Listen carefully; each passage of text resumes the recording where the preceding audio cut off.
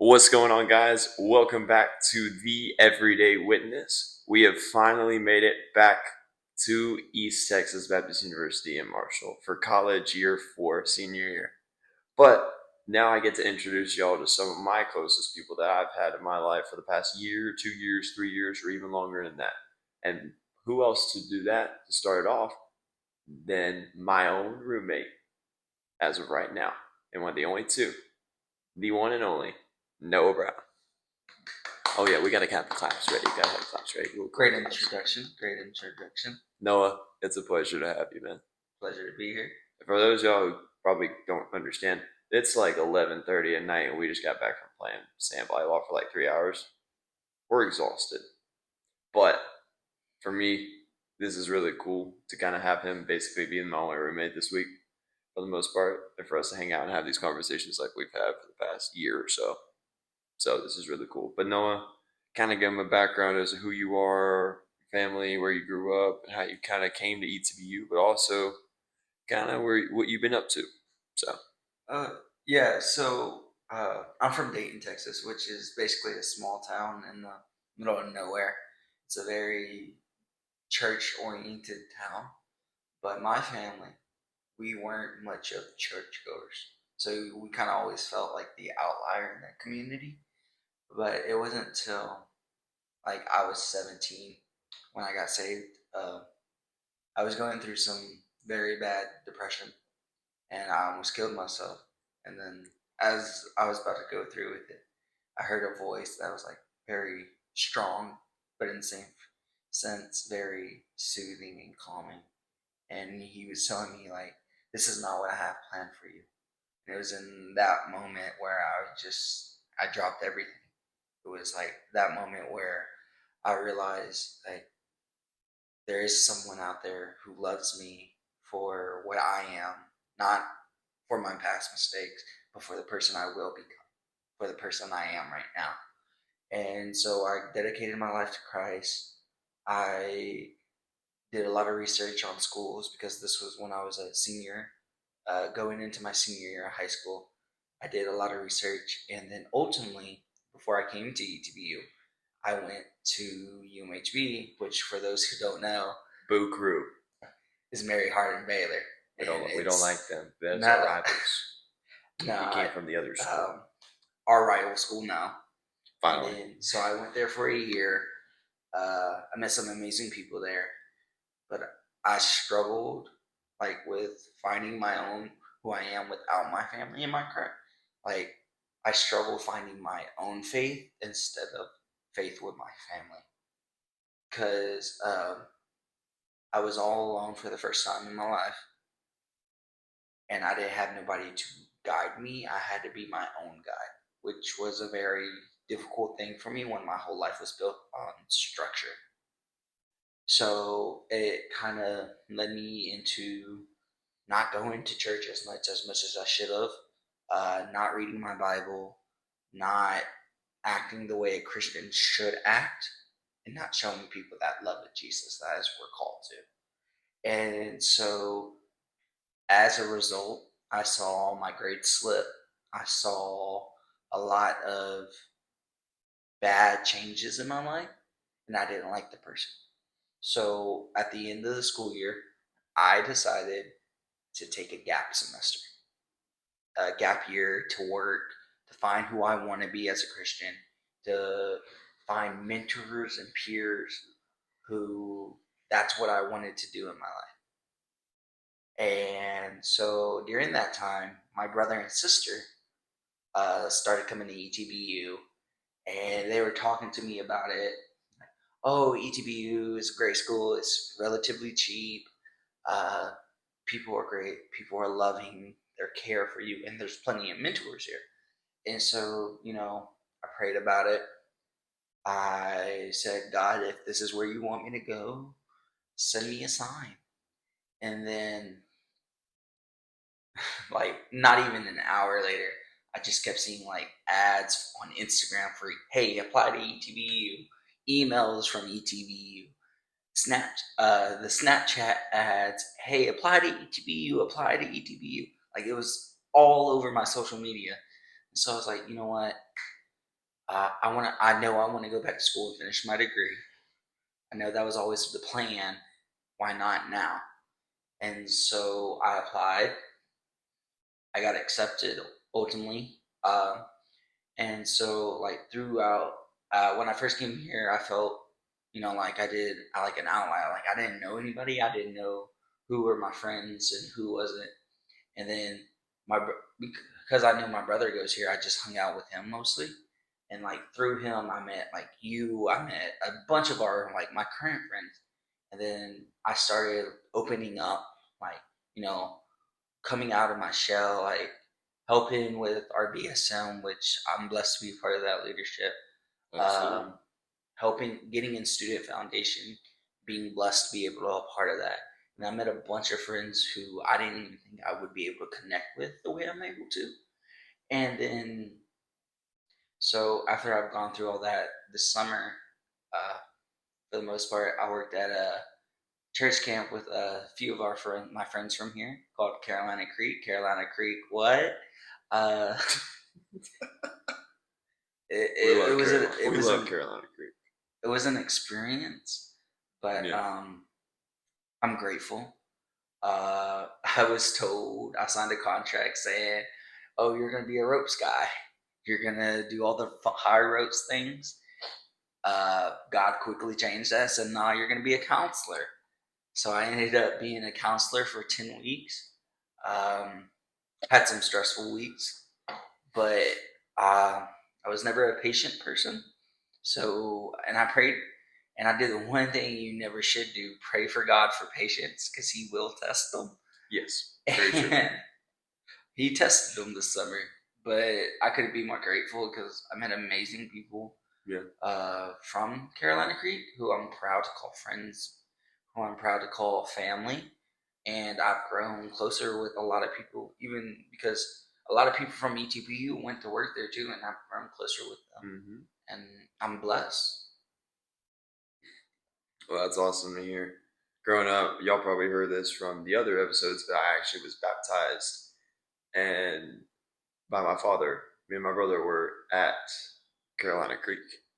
It was like, Mm-hmm. I knew you were baptized by your father. I Yep. didn't know it was at Me Carolina and Creek. me and a couple people actually have been on here talked about it a couple times that we were baptized the same. Me and one of my guys and Bowman, my little brother, were all baptized at Carolina Creek. So Carolina Creek has always had a special place in my heart. So when I found out him and all the guys, all my peoples were all going to serve there this summer, I was like, man, they're going to be witnessing God in more ways than they will ever imagine. And to be able to finally come back and hear that from them and getting to visit with Noah the past day or two, it's been really cool to see how God's used him and his abilities, your abilities, to just further the kingdom and to proclaim the gospel. And it's really cool to see from the first day I met you to now. So, but anyways, so everybody obviously has a story. Also, my voice is gone. Bear with me. I sound a lot deeper. I promise I'm not this good looking and I'm never this good sounding. So this is never gonna happen again. Or this calm. That's true. Very true. Anyways, everybody has a story, whether that has to do with their testimony, whether it is their testimony or it's part of it, or has to do with something where they've kind of come to see God move in a way they've never seen before. So everybody's wondering, what is your story that you have for us today? Today. Depends on what day it is. So, as we evangelize people, we don't really get to see the fruits of our labor all the time. No, absolutely. It's really, really cool when we do.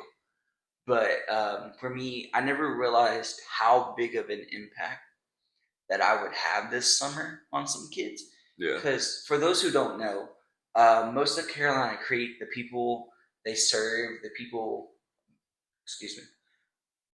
Oh, excuse me. Bless you. Most of the people, and most of the kids we serve are people who are either angel tree kids, which is people who has a loved one or like a father or a parent who are incarcerated. Mm-hmm. That means a prison. Yeah. Just make sure that. it's very sad. It's terrible, and so those people don't really get to see the love of Jesus. And we have a lot of kids who are foster kids, who Hmm. like myself was. We have a lot of people who are very unfortunate walk through our doors. So no matter what kind of kid it is, we have to show grace, just as God showed us grace. And like I was saying, like we don't always get to see the fruits of labor, but a really cool moment was I had a camper. I won't name drop him, but he was having a rough week that week. Like it wasn't a good week for him. Yeah. Um, but we were worshiping one night at our keynote, which is like our little, ceremony, like little sermon and our worship time. Yeah. And during worship, he came to me. He was like, and hugged me, and he said, "Mr. Noah," and I was like, "Yeah, what's up, man?" He said, "Thank you for showing me what the love of Jesus actually looks like. Not just saying, 'Oh, Jesus loves me,' but not being afraid to show me that you're not a perfect Christian. That I don't have to be a perfect Christian, and that no matter what I do, even when I fall onto hard times, I know I can trust God now." And like that was really cool to me because, like I said, I've been on plenty of mission trips with school, but we don't always get to see that. And so being able to see that in the eyes of a 12-year-old, that's something that like empowers me. Like if a kid can be this open about his relationship with Christ, why do we, like as modern Christians, struggle with so much with putting our own ego behind us? But you see a 12-year-old say, "I don't know the love of Christ, but thank you for showing it to me." No, absolutely. I mean, you know this about me serving the past 2 years in ministry. Like, you would be so surprised how much you can learn, not just from students, but from anywhere in the age of kids. Kids these days are some of the most impactful people we will ever meet. And I agree. Like, kids show us so much, not only about ourselves, but about the Lord, whether they know it, whether they're Christian or not. Because you'll just see a kid like raising his hands in worship, whether he's copying somebody and doesn't know what it means, or whether he's doing it on purpose.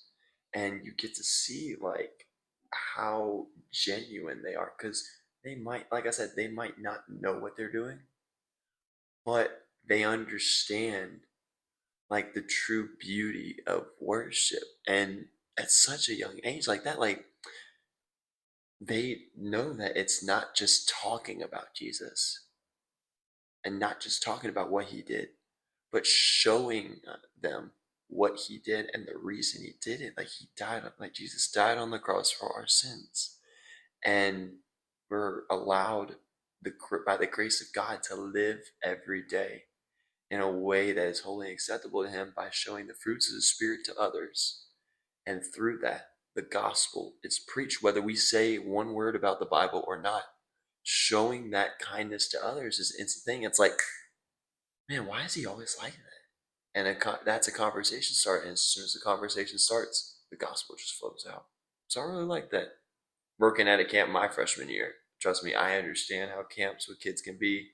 And you get to see a lot of, especially over the course of a whole summer, like you get to see so much of God moving, whether it's whether it's in a million kids or if it's just one. So I'm glad you told me that. That's awesome. It's also what's really cool to me is, you know, once like some of these kids, they're not Christian, and so they Yeah. come with you questions. But why would God let this happen to me? Why would God let this happen to me? And one of the favorite things is I like to refer back to is when Jesus was talking to the lady in the Samaritan in the well, Mm-hmm. and she tells me she asks him all these questions about heaven and about everything. And Jesus' reply isn't that of a negative connotation. It's, why would I tell you heavenly things when you can't even understand earthly things?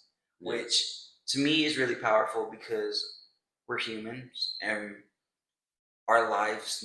If you say your life is perfect, That's not true. You're lying, right? Everybody has something they struggle with, whether they put a mask on or they sugarcoat it, Like Batman. just like Batman. And so our theme at Carolina Creek this year was called Game On, right? It was a really interesting game theme. Um, so a lot of what we talked about is how would you imagine it? Like we talked about the game Candyland. Yeah. Like, oh, it would be so cool to be in something so sweet and something so and put sugar on everything. Yeah. But as humans, we do that all the time. We sugarcoat right? a lot. Like we say, oh, I failed this test, but at least I spelled my name right. At least I got some of them right. Yeah. So we sugarcoat things and try to hide it, like putting on a mask. But the moment everything is unsavory or not to our liking, not sweet, we turn against God. Oh God, why would you let this to me? If only this, if only that. Why would you let this happen to me? What did I do to deserve this? No, absolutely. Like even now, as a Christian, I still struggle with that. Right? Because I'm like, oh God, if only this happened, I could do this. Yeah. God, if only you allow this to happen, I could do this. It's especially if you I've seen kids who I'm 21 who are 9 years younger than me have a better concept of this than me. So even though I was technically a counselor, I was supposed to be the one teaching these kids. They also taught me a lot of life lessons. No, absolutely. Like I've never seen a kid so happy because he got his own bed, or a kid so happy because they were able to go outside and be themselves. No, absolutely. And we take that for granted a lot of the time. Yes, we do. And it makes me, like, some of the kids I counseled this summer, they made me question a lot about who I am as a Christian and about what I can do to improve and what can I do to, like, keep with me. Yeah. I think it's cool. And my math teacher actually used to say this, so I think it's kind of funny. Miss Wise, shout out to you. She said this phrase, and at first I thought it was the funniest thing ever, and then I really started to dive deep, and I'll explain that. But she said, if ifs and buts were candy nuts, we don't have a Merry Christmas. And at first I thought it was funny. I was like, that's a funny thing. Because I would always say, if only this, if only that, but they did this and they did that. Like, that's just a way of us making excuses. All these, oh, if only I had passed this test, or if only I had understood this concept, but, oh man, he gets this, but he gets that. The more we compare ourselves to others in all these other situations and allow them to kind of dictate our life, is the moment that we realize that, man, we're not trusting fully in God. Putting our trust fully in God means that no matter what happens, we understand that there is a plan for everything, and God's plan is always right. We might not like it at first. It might suck. That's a bad word, but still, it just might not be the right thing that we think right now. But in God's timing, it'll come true. I think it's kind of cool to see that because, like, the game, I love the Game On thing. Like, everything, I feel like the themes with a lot of sermons and, like, at churches and stuff, I think it's awesome. Because you get a different perspective every time. Like, my home church, Broadmoor, is doing a series in the gospel of, or in, not the gospel, depends on how you look at it, the book of Acts. It's called the viral gospel, and how the Bible and the gospel was spreads like a viral infection kind of all across after the Great Commission. And at First Baptist Concord, where I served over the summer, they had a theme, and I want to make sure I say this right. I think it was loving one another, or togetherness. Togetherness, that was what it was. And like for the students, we had one that was called Different, where they're going through right now, and they'll probably see this and they're like, hey, I preached on that. but like how there were people who were different in the gospel and how they share that. And I think it's kind of cool to just see like all these different themes, and they all have one thing in common regardless of what they talk about in the Bible, and it's that the good news of Jesus Christ will always find a way to be pushed out for people to hear and for them to understand that, hey, this is the good news. And it's really cool to see that. But Yeah, you kind of touched on it. So the main theme of Game On was to trust God's big picture, right? exactly. We do it all the time. Like a lot of the things that God puts us through at that moment, whether it be a breakup, whether it be losing a friend, losing a family member, going through something difficult. Right now, all we see in that moment is the hurt. We don't stop and we don't look around just try and figure out why is this happening to me, right? And so a lot of it's like a picture, right? Like a puzzle. One piece. That's your picture right now. But slowly, as you grow in your faith or as you continue in life, these pieces will slowly be put together, right? And so you will see more and more and more and more. Now, walking the path to see the big picture as a Christian, it will never be easy. If that's what you think, prepare to have your whole mind blown, right? Because we're constantly going to have people saying, oh, you believe in this, that's stupid, you're dumb, right? We're constantly going to have doubts. We're constantly going to have fears. We're constantly going to have temptations from society, whether it be pornography, whether it be addictions, whether it be drugs, whether it be alcohol, whether it be money, whether it be women, whatever it is. We're constantly thank you.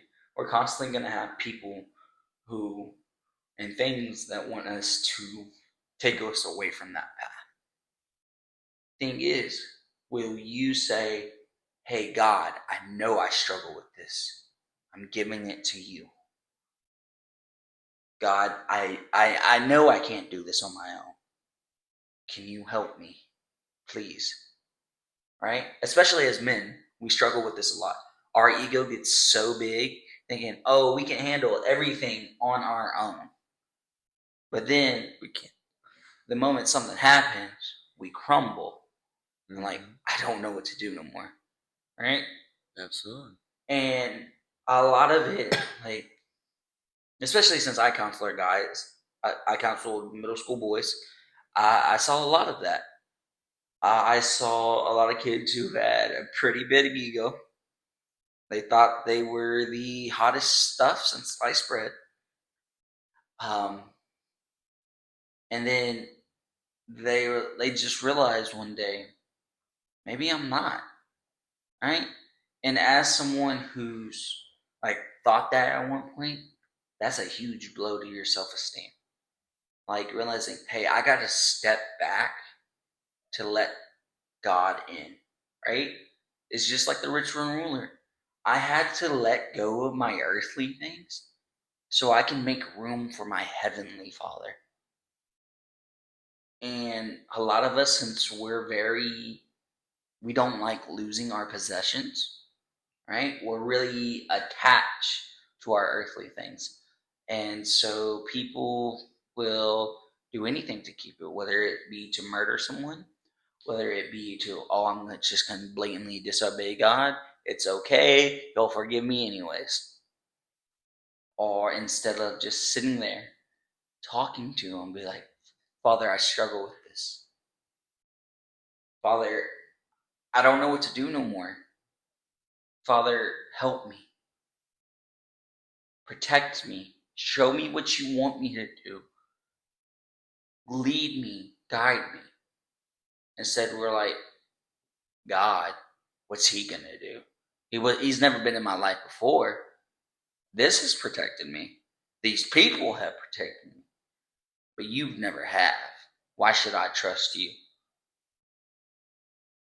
It's, as someone who grew up like that at one point, can I see their perspective and why they think like that? Yeah, I can. But as someone who's now a Christian, and I've seen God work in my life in so many ways, it's hard to look back at that, at my old self, and be like, I actually believed that.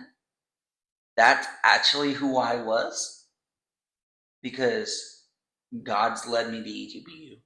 God's led me to my friend group. God's led me to become part of leadership teams where the shy kid who didn't like talking to nobody would never do that, right? And he's been by my side through it all. Whether it been me finding out my uncle has cancer this summer, he's been there. He's protected my uncle. He's protected me.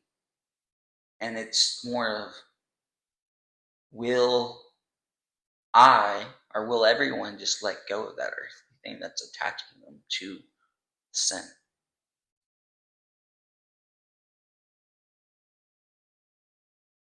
That's awesome to hear. So obviously, everybody has a favorite Bible story, and whether that's David and Goliath, or Jonah and the big fish, or even the Sermon on the Mount, everybody has a certain part of the Bible that they feel like has been so impactful in their lives, whether it's in their walk with Christ or something like that. I'm curious, what is your favorite Bible story? If you had to pick one. So for me, it would be when John the Baptist first met Jesus. Because for those who don't know, John the Baptist, he was a pretty Influential. yeah, that word, person, right, during that time. But the first time he met Jesus, he gave up his power. He was like, I am not worthy to baptize you. You're the one who should be baptizing me, right? So, and I found that really cool, because a lot of, like we talked about earlier, we have problems giving up with things that are in our possession, whether it be a position of authority or whether it be earthly thing. So that's personally my favorite, and I think it's, so we can learn a lot from John the Baptist from that. Well, that's awesome to hear. And obviously, going with that, and y'all know I love asking this question, everybody has a verse that they would consider to be their life verse. Whether that's, for me, obviously, y'all probably can tell it's a different number this year.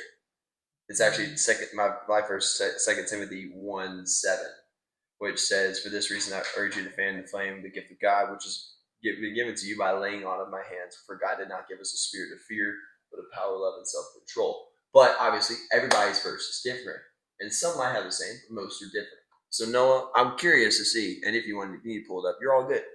But what is your life verse? So for me, who grew up in a household where the male was like the strong figure and you couldn't show weakness, Mhm. I've learned to lean on the verse of Isaiah 41:10. And this is the ESV translation. So it states, Fear not, for I am with you. Be not dismayed, for I am your God. I will strengthen you. I will help you.